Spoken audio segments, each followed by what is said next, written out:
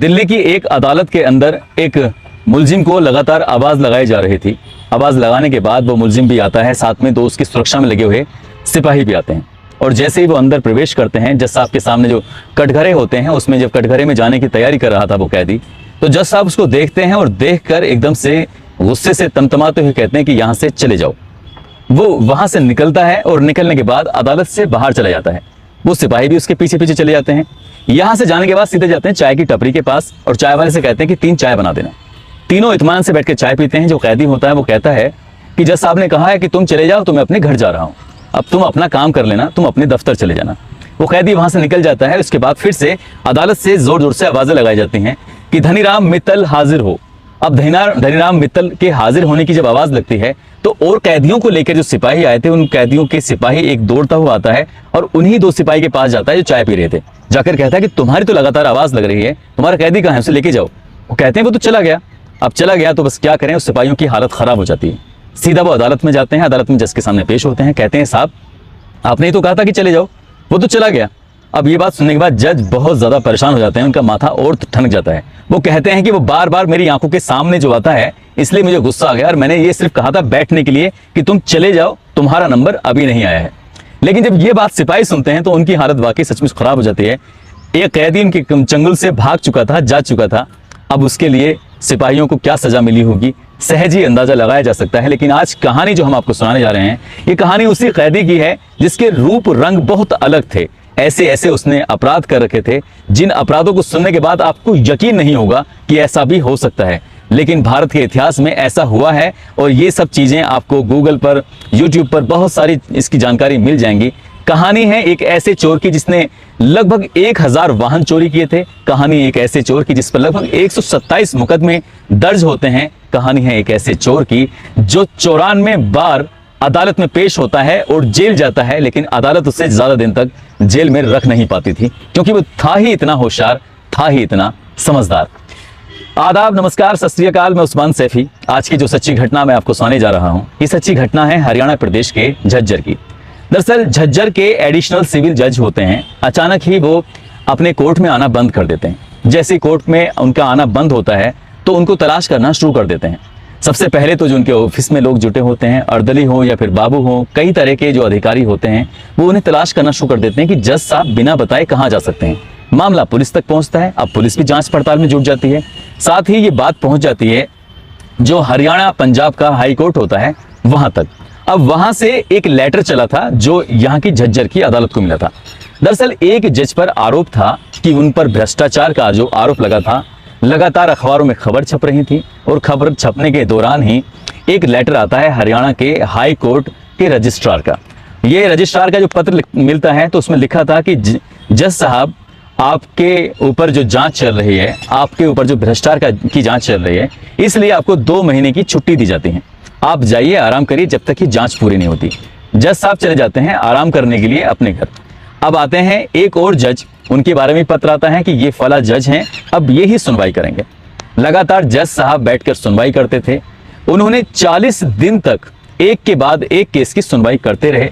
2470 कैदियों को जो इनकी अदालत में आए थे अलग अलग जुर्म के उस मामले में, सबको ही जमानत दे दी, सबको घर भेज दिया। सब अपने अपने आते रहे जाते रहे। जब लगातार 40 दिन तक ऐसे चलता रहा तो उस दौर में, ये बात कर रहा हूं साल 1980 की, तो उस इलाके में लगातार खबर छप रही कि कोई जज आया है पहली बार, बहुत अच्छा काम कर रहा है, बहुत अच्छे से वो लोगों की सुनवाई करता है। जो भी उनके पास आता है फरियादी, वो किसी को निराश होकर नहीं भेजते हैं, ज्यादातर लोगों को तो छोड़ ही देते हैं।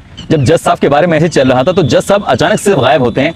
तो उसकी जब जांच पड़ताल की जाती है तो पता चलता है कि वो जज जो था वो जज नहीं बल्कि चोर था, जो जज बनकर यहाँ कुर्सी पर 40 दिन बैठकर चला गया और उसने 2470 कैदियों को रिहा भी कर दिया। अब तो हड़कंप मचना तय था।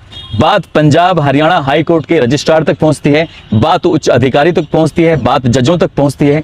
इस मामले की जांच पड़ताल कराई जाती है तो पता चलता है कि रजिस्ट्रार ने जो पत्र भेजा था, ऐसा कोई पत्र था ही नहीं, ऐसे कोई किसी जज को भेजा ही नहीं। ऐसे किसी जज को जो पहले से एडिशनल जज थे जिनके खिलाफ जांच चल रही थी, उनकी ट्रांसफर की कोई बात थी ही नहीं। सब कुछ फर्जी कागजों के आधार पर चलता रहा और किसी को इस बात की कानों कान खबर ही नहीं चली। उसके बाद जब हाई कोर्ट में हड़कंप मचता है, इसकी जांच पड़ताल की जाती है। जितने भी 2470 मामलों में उन्हें रिहा किया गया था, अब पुलिस वाले उन लोगों को, लगभग 2500 कैदियों को, 2500 मुलजिमों को तलाशना शुरू कर देते हैं। उन्हें ढूंढते रहते हैं, ढूंढते ढूंढते उनकी केस की सुनवाई फिर से होती है। लेकिन एक नाम था जो बहुत ज्यादा सुर्खियों में रहा, चर्चाओं में रहा, बस उसी नाम की कहानी है। कहानी है ये धनीराम मित्तल की। दरअसल धनीराम मित्तल का जन्म 1938 में हरियाणा के भिवानी में हुआ था। पढ़ने लिखने में बेहद होशियार था। रोहतक से उसने ग्रेजुएशन किया था। रोहतक से ग्रेजुएशन करने के बाद अब हर आदमी जब पढ़ाई करता है, उस दौर में इतनी पढ़ाई भी नहीं होती थी, साल 1964 की बात होती है। 64 में ग्रेजुएशन करने के बाद आसानी से नौकरी लग सकती थी, लेकिन उसने नौकरी की तलाश ही नहीं की। अब नौकरी की तलाश ना करके वो सिर्फ इधर उधर घूमता था। वो जो चाहता था शायद उसको वो मिल नहीं रहा था, इसलिए उसने ARTO दफ्तर में आना जाना शुरू कर देता है। जब ARTO दफ्तर में जाता है, आपने देखा होगा कि ARTO दफ्तर के आसपास इर्द गिर्द बहुत सारे लोग बैठे होते हैं। कुछ लोग वकील के भेष में होते हैं, लेकिन कुछ लोग दलाल होते हैं, जिनका काम ही कागज तैयार करना होता है, जो मीडिएटर की भूमिका निभाते हैं, उसके बदले में वो पैसे लेते हैं। तो अब धनीराम मित्तल ने ARTO बैठना शुरू किया और वहां बैठकर उसने पता किया कि किस तरह से फर्जीवाड़े के कागज तैयार किए जाते हैं, गाड़ियों के कागज कैसे तैयार होते हैं, DL कैसे तैयार होता है, गाड़ी बेची कैसे जाती है। यहाँ पर उसने नंबर 2 का जो काम था वो लगातार सीखा, और सीखने के बाद उसने ऐसे ही अपना, यहीं से उसने दिमाग में आया, साल 1964 की बात है, 64 से उसने शुरुआत की थी, तो उसने 1-2 गाड़ियां चोरी किया। गाड़ी चोरी की, उसने अपने हिसाब से बेच दिया, क्योंकि ARTO दफ्तर में जो इसकी बारीकियां थी वो सीख ही चुका था। इसकी बारीकियां लगातार ऐसी वक्त आगे बढ़ता चला जाता है, उसकी बारीकियां सीखता रहता है, सीखते सीखते गाड़ियों की चोरी करता रहता है। हालांकि 1-2 बार वो पकड़ा भी गया था, लेकिन उसकी जो चालाकी थी, उसकी जो होशियारी थी, उसे लग रहा था उसके सामने वो ज्यादा दिन टिक नहीं पाएगा, सलाखों के पीछे निकल आता है। और ऐसे ही चलता रहा, और यहीं से जहां से उसने सीखा कि फर्जी कागजात कैसे तैयार किए जाते हैं, तो साल 1968 में उसने फर्जी कागज तैयार करने के बाद भारतीय रेल के माध्यम से एक पत्र भेजा स्टेशन के नाम, और वहां भेजने के बाद उसने भेजा कि एक नए स्टेशन मास्टर की यहाँ पर नियुक्ति की जाती है। अब स्टेशन मास्टर के नाम की नियुक्ति हो जाती है, वो आते हैं, ज्वाइन करते हैं, उनके अंडर में रेल आ रही हैं, जा रही हैं, हरी झंडी भी दिखा रहे हैं, माल भी आता था, बहुत सारी चीज आती थी, किसी की नियुक्ति करना था। साल 1968 से लेके साल 1974 तक वो नौकरी ऐसे करते चले जाते हैं। अब उन्हें लगने लगा कि धनीराम मित्तल को कि यहाँ अब मन नहीं लग रहा है, अब कुछ काम और करना चाहिए।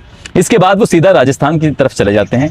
राजस्थान में जाने के बाद 3 साल तक वकालत करते हैं, और वकालत करने के बाद यहाँ से निकलते हैं, और यहाँ से निकलने के बाद हेड राइटिंग का कोर्स करने के लिए सीधा कलकत्ता जाते हैं। अब वहाँ की पढ़ाई करते हैं, वकालत की, हेड राइटिंग का कोर्स किया, इसके बाद ग्राफोलॉजी का कोर्स किया। ग्राफोलॉजी दरअसल एक ऐसी भाषा होती है जिनको ऑफिसर्स लोग यूज करते हैं, जिसमें चाहे CBI हो, पुलिस हो, या कोई गवर्नमेंट की जो एजेंसियां होती हैं, सरकारी दफ्तरों में इसका इस्तेमाल किया जाता है कि कैसे भाषा जो लिखी हुई है उसको पहचानना है। अब इन्होंने 3 कोर्स कर लेते हैं, वकालत का कोर्स कर लेते हैं, हेड राइटिंग का ये कोर्स कर लेते हैं, ग्राफोलॉजी का कोर्स कर लेते हैं। अब चोर तो ये पहले से थे, ARTO दफ्तर में बैठकर फर्जी कागजात कैसे तैयार किए जाते हैं, इस तरह से इनका जब इनका ज्ञान था वो बढ़ता चला जाता है। चोरी करते थे, अब वाहनों को बेचने में कोई दिक्कत नहीं। ये बात क्योंकि बात 64 से शुरू होती है, 70 का दशक आता है, 80 का दशक आता है। उस जमाने में कंप्यूटर वगैरह नहीं होते थे, बहुत सारी जानकारियां रजिस्टरों में ही नोट की जाती थी, इसलिए पत्र ही लेके खुद आदमी जाया करता था कि ये लीजिए पत्र, मुझे सरकार ने भेजा है, और ऐसे ही वो लगातार नौकरी करता चला जाता है। पटियाला हाई कोर्ट में भी उसने सरकारी नौकरी की थी, और किसी को पता ही नहीं चला, कानों कान, और वो नौकरी करता रहा, और जज की जो बारीकियां होती हैं बाबू बनकर वो सीखता रहा। ऐसे ही जो लगातार चोरी होती चली जाती है, पटियाला के कोर्ट में भी रहा, और एक दिन उसे मौका मिलता है, जिसने अखबारों में पढ़ा कि हरियाणा के जो एडिशनल जज हैं, एडिशनल सिविल जज, उनके ऊपर भ्रष्टाचार का आरोप लगा है, जो अखबारों में लगातार छप रहा है। तो तभी उन्होंने फर्जी कागज तैयार करके अदालत में भेजे, और वहां जब उस जज को मिलते हैं, जज अपनी छुट्टी में घर चला जाता है, उनकी जगह बैठकर वो लगातार केस वेस सुनवाई करते रहते हैं, और इस बात का कानो कान खबर नहीं लिखती। लेकिन हालांकि वो बाद में गिरफ्तार कर लिए गए थे। जब गिरफ्तार हुए तो इस बात की पूरे हिंदुस्तान में चर्चा रही थी। आगे चलने के बाद उन्होंने लगातार चोरी पे चोरी करते चले जाते हैं, और जब ये वकालत का कोर्स कर लेते हैं तो खुद वकील बन जाते हैं, और वकील बनने के बाद फिर केस लड़ना भी शुरू कर देते हैं। लगातार केस लड़ रहे थे, उसकी जानकारियां जुटा रहे थे, और ऐसे करते करते इन्होंने लगभग अपने जीवन काल में 1000 वाहनों की चोरियां की, और इन पर लगभग जो मुकदमे दर्ज हो जाते हैं 127 के आसपास मुकदमे दर्ज होते हैं। तो ये एक ऐसा चोर रहा है जिसने दिल्ली में, हरियाणा में, राजस्थान में, पंजाब में लगातार चोरियों की घटनाओं को अंजाम देता रहा। लेकिन साल 2016 में दिल्ली के अलग अलग इलाकों से वाहन चोरी हो जाते हैं, और वाहन जब चोरी होते हैं तो उनकी तलाश पुलिस कर ही रही थी। अब CCTV के माध्यम से देखा गया कि एक बहुत बुजुर्ग आदमी वाहन चोरी कर रहा है, जिसकी उम्र लगभग 77 साल के आसपास होती है, या 78 साल के आसपास होती है। अब वो बुजुर्ग व्यक्ति जब वाहन चोरी करते हुए, क्योंकि सीसीटीवी कैमरे में कैद हो जाता है, उसके बारे में पता किया जाता है तो पता चलता है कि ये तो धनीराम है, वही धनीराम जिसने 1964 से लेकर और अभी तक आतंक मचाया हुआ था। फिर पुलिस उसको गिरफ्तार करती है, लेकिन गिरफ्तार करने के बाद उसको फिर भी ज़्यादा दिन रोक नहीं पाती, क्योंकि उम्र उसकी बहुत ज़्यादा हो चुकी थी। जब इसका फोटोग्राफ्स अखबारों में छपता है तो कितने ही लोग अब जो निकटतम चौकी थे, थाने तक, वहां तक पहुंचते हैं, जाकर कहते हैं कि इस बुजुर्ग व्यक्ति को तो हमने देखा है। दरअसल जब वो बुजुर्ग व्यक्ति चोरी करता था और कोई व्यक्ति अचानक से वहां पहुंच जाए गाड़ी के पास अपनी, तो कहता था कि बाबा ये क्या कर रहे हो, तो वो कहते थे कि भैया मैं बूढ़ा हो चुका हूँ, मुझे जानकारी तो है नहीं, मैंने मास्टर की मतलब ये कि चाबी आपकी गाड़ी में गलती से लगा दी, यदि पकड़ा गया और चाबी लग गई तो वो मास्टर की उसके पास होती थी, उसे लगाया और निकल गया। दोस्तों ये जो कहानी मैंने आपको सुनाई है, इस कहानी को सुनाने का उद्देश्य किसी को परेशान करना नहीं है, किसी का दिल दुखाना नहीं है, बल्कि आपको बताना है, आपको जताना है कि आज का जो दौर है वो कंप्यूटर का युग है, लेकिन जिस दौर की ये कहानी थी उस दौर में कंप्यूटर वगैरह इतने चलते नहीं थे, इसीलिए ये चोर लगातार चोरी करता गया। बताया जाता है कि जिस तरह से चार्ज शोभराज जो था, जो बहुत बड़ा शातिर ये चोर रहा है, लेकिन ये उससे भी ज्यादा ये इंडिया का चाल शोभराज रहा है। इसने बहुत बड़े बड़े कांड को अंजाम दिए हैं और इसके बारे में बहुत सारी जानकारी आपको आसानी से उपलब्ध हो जाएंगी। दोस्तों अपना ख्याल रखें, सुरक्षित रहें। जय हिंद, जय भारत।